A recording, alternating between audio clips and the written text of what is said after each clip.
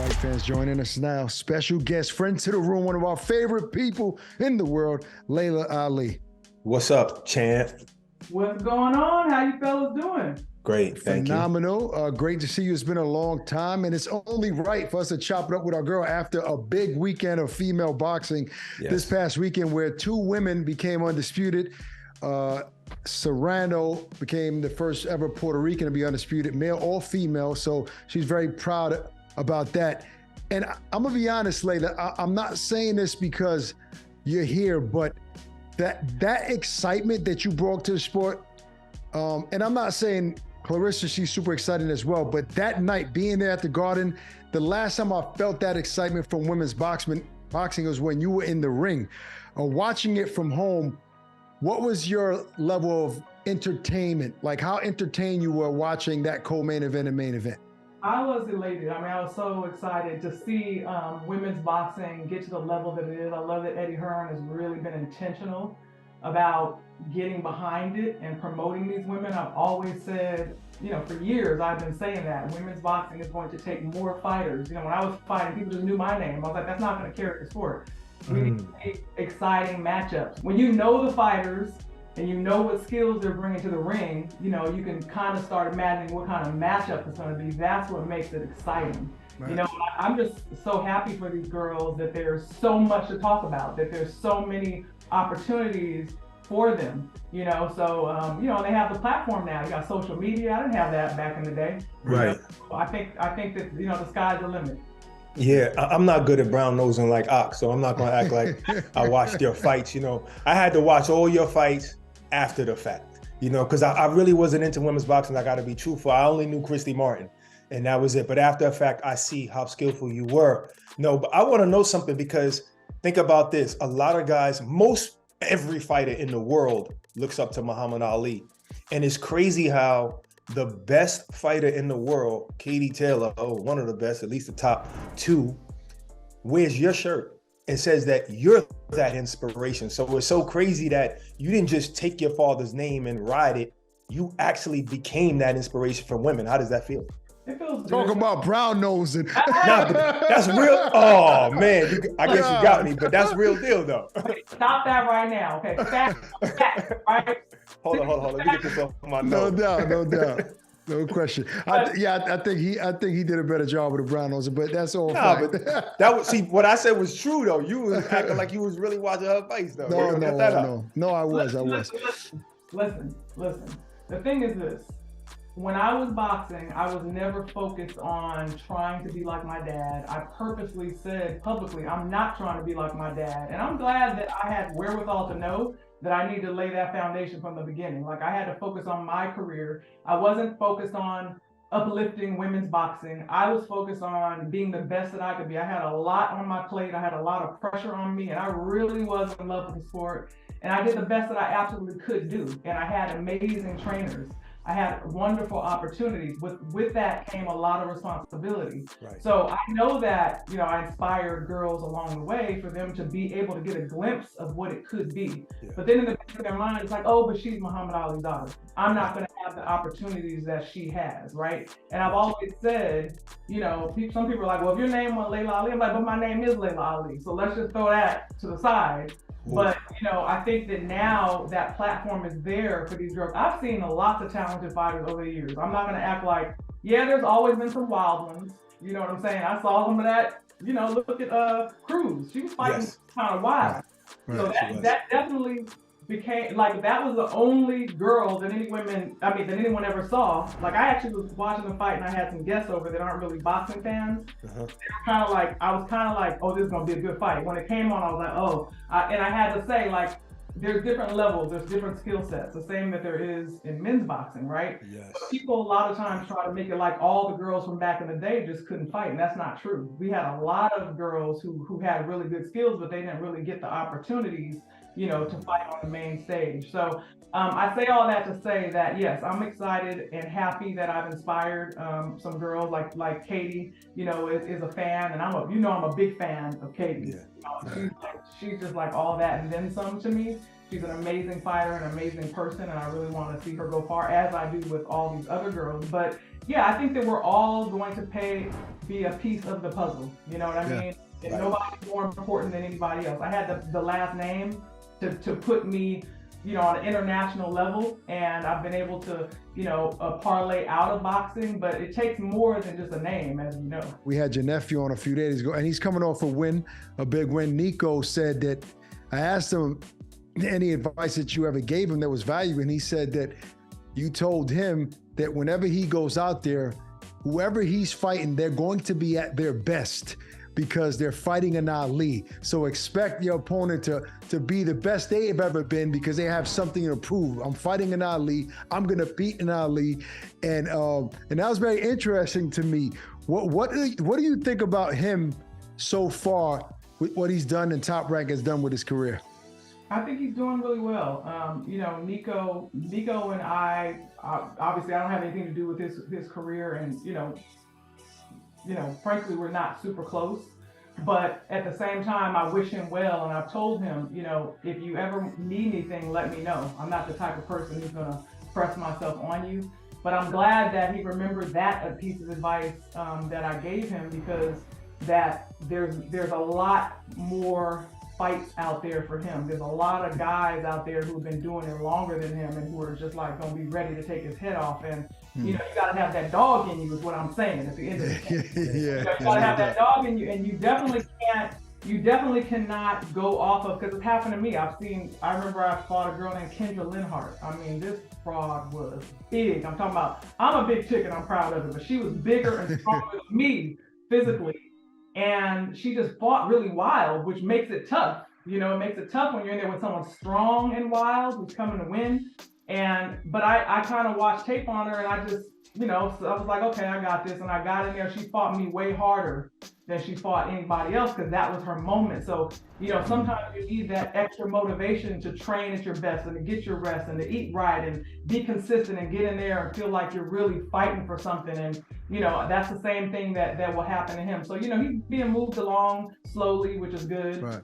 You know, Nico did have an amateur background, which served him well, because I got in the ring with not one fight. Like I had my first fight under the lights. So I think that has served him well, you know, that he at least had that experience, you know, because you definitely need it in men's boxing. You're not going to be able to just get in there and have your first pro fight with no amateur background. And that's what I meant with women's boxing. It's kind of like, you know, anyway, it just is what it is. So we were talking about Serrano and her last fight this weekend, but even though she won undisputed, the fight everybody's looking forward to is the rematch with her and Katie Taylor.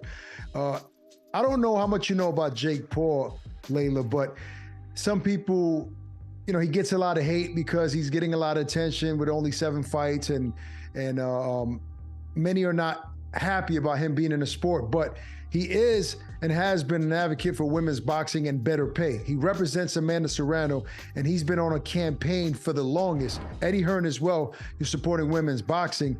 These girls are getting big money. They're, you know, her and Amanda and Katie are getting over $1 million for these fights. Do you think boxing is where it needs to be? Women's boxing is where it needs to be, or is there so much further to go? Well, I mean, there's so much further with so many things to go. I mean, we never wanted to say, well, there, we made it, you know. Right. I think that, you know, and I've always said that it just depends on, when it comes down to is how much are we selling these tickets for, how many tickets are we selling, how many people are buying pay-per-view, you know, because if, you know, then there might be more money, you know. Yeah, right. I get $1 million. I never made $1 million, you know, in a fight. So I think that, you know, it can continue growing, you know, so I'm not going to say, oh, that's it. I think it's amazing. I know that like these girls are super excited for their work to finally pay off, not even just the money, but for the recognition, you know, to be able to be Amanda Serrano and walk down the street and have the people of Brooklyn loving her and putting her on the field and really just enjoying the ride and being able to go spend her money after the fight. You know what I mean? That's what all elite athletes should be able to do. You know, you're putting your life on the line when you get in there, you know, so it's better, you know, her not making $50,000 checks to be able to make $1 million. I hope that she has the right people in her corner to help her do her business right, you know, because it's not going to last forever. So, But yeah, I think that it's definitely going to continue growing. So, but it's exciting to have these, fights on the forefront. Like even after Katie Taylor and Amanda, then it can be Baumgartner, and Serrano or Taylor. Right. The first fight, Katie Taylor Serrano, was a very close fight. Some people felt Amanda won. Many didn't argue with the decision. Did you think that the right decision was made that day? Yeah, I thought Katie won. And I tend to, when I'm in a fight, I'm not in my mind scoring the rounds. Right. But I felt like she won. And I would say that the rounds that, like, I have to go back and watch it, but if I remember right, and I cannot rely on my memory, I felt like I gave Amanda maybe 4 rounds. But again, I'm not holding to that because I didn't actually count. I can't remember. Right. But I just remember feeling like Katie definitely won. I was confident in that. But again, you see her get hurt. She looked like she was out on her feet at one point. And fifth round. Yeah, I was so upset because I was just like, why are you standing there fighting? And I actually went and talked to her after the fight. Like, why did you do that? Because that's what I didn't want her to do. But she has that fighter and that Irish in her. She wants to stand there and bang it out. And you can't do that with someone who punches harder than you. I still love when somebody try to do that. You make it easy. But it warranted, right away, regardless of who won, it warranted a rematch right away. I know that in your head, you said this needs to happen again. Yeah, anytime you got 2 champions in the ring and it's not a one-sided fight, right? Then you definitely, absolutely, I think always need to have a rematch. You should want to have a rematch. You know what I'm saying? So both of them should want to have a rematch. Just like I want to see, Baumgartner and Michaela Alicia and Michaela have a rematch. I want to see them have a rematch. I was irritated when they were like, no rematch. I was like, no, you need to have a rematch. Yeah, it's really great to hear that you're such a fan of the sport and you know these women in the sport today. Ak had mentioned Jake Paul earlier, and it made me think how, you've sparred men. I've heard stories of you beating men up, and while you was in your... All those women have tapped a few fellas here and there, Oh, you know what? Before I ask you that main question, has there ever been anyone that you fought that probably punched harder than you? You was thinking like, oh, they punch hard, because you were saying Serrano punches harder than Katie. Female? Yeah. I would say probably Kendra Linhart, who I mentioned. She definitely physically, and you have to look at past fights. I remember we both fought a girl named Valerie Mahfoud, who Ann Wolf also fought. Yes. And Kendra Linhart was the only person that ever stopped Valerie in the sense of knocked her out.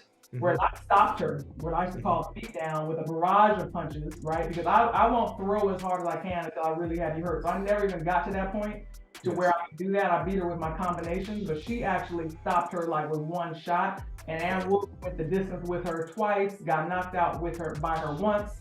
And so I know Kendra was a beast. She just didn't have all her skills down. But she physically, she hurt me. She was the only one I got in the ring. She hit me over my head and actually had me seeing stars in the ring. Wow. Second round. I ended up winning the fight, but she was tough. Yeah, I never knew that. Okay, so my question was, guys like Jake Paul, do you look at them and say, dang, you know what, that's somebody that I could have beaten because I sparred better guys than that? No, because he's still gonna be stronger than me. You know what I'm saying? He can punch. Like women can't take as much as a man. I can get in there with a 140 pounder and he can punch harder than me. So wow. I remember I got hurt once in the gym by this little dude that I loved him. He was a friend and he was sparring with me and he turned me, spinning me into a shot. I didn't see it and I stopped. I was like, oh shit. I was like, and he was, I'm so sorry. I started laughing because I was like, I'm like, you really just hurt me. You didn't expect that. Right. What size was he? Was he what, 105 pounds, you said? He probably was 138 at the time, just a little guy. Maybe 140, but but he hit me fast and hard and right on the right spot, and it's I've been in there with guys that I can punch as hard as they can. I'm cracking them, but heavyweight sometimes, but they can take it. Then they get a little excited and hit me too hard. It's like, oh. You know what I mean? Yeah. And I can respect that honesty as well, because you got women out there say, "Oh, I'll beat Jake Paul up like fighters." So I respect that because he is a man, and he's obviously shown that he has power knocking guys out. So. Especially, you definitely don't need to be saying that unless you're knocking all these chicks out that you're fighting. Okay. And I know who you talking to, Laila. And Stop it, Laila.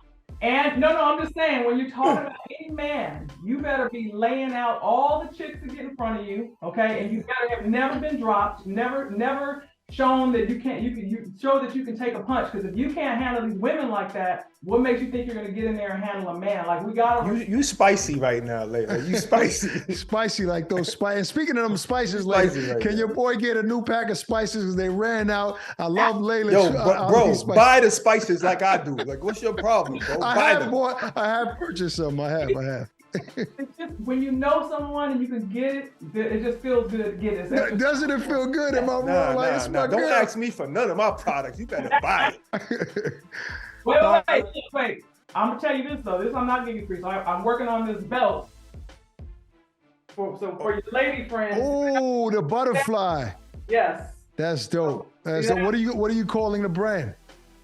Look, it's still Laila Ali, but okay. I'm still working on it. But yeah, I'm just testing it right now on myself. I like that concept. You testing the belt. You're seeing if it hold your pants up right now.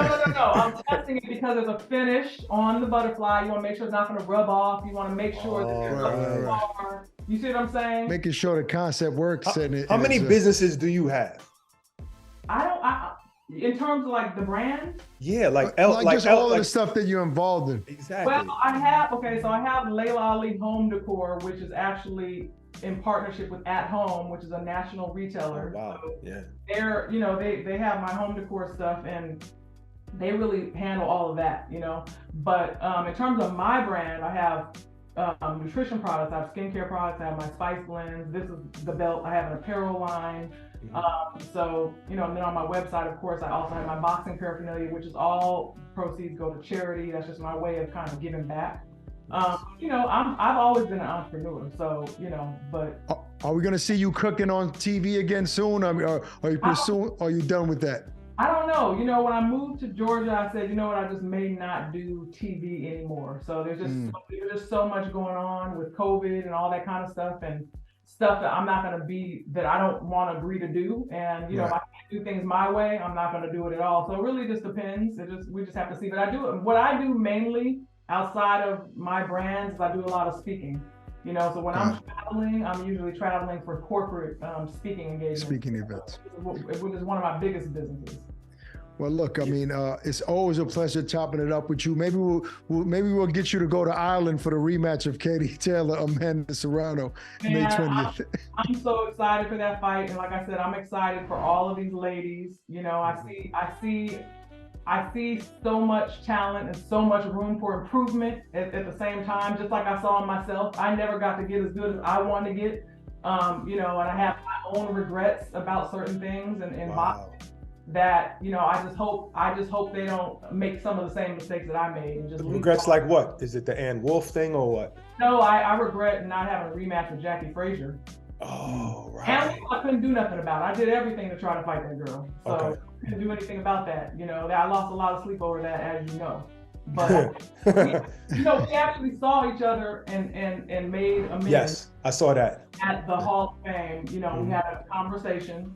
So I had to, at that point, let it go. I had to. Yeah. But why'd you do the T so loud on point? That sound like, I don't know. You sound like you still got a little bit in you. Said at that point.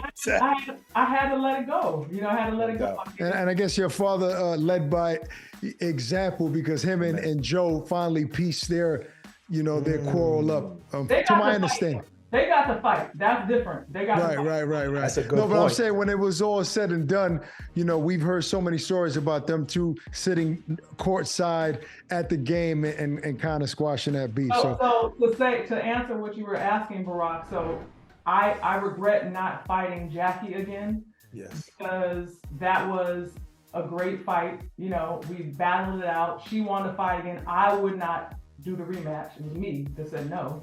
Wow. And because I was so adamant about wanting to fight champions at the time. So I was angry at having to fight her because I didn't take her seriously. Yes. And I felt like, here I am trying to be serious, and here comes her behind me trying to capitalize off of, the name and the sport. And I had to do the fight because I was like, it just makes sense to do. But I said, and my ex-husband at the time, I'll fight her and it's done. I'm not having a rematch because I want to go on to fight world champions. So that was just a stubbornness in me. And I think that if we would have had a rematch, number one, I would have been able to stop her because I ended up being sick in the fight, but I won. But I could have done what I really want to do. And we would have made money.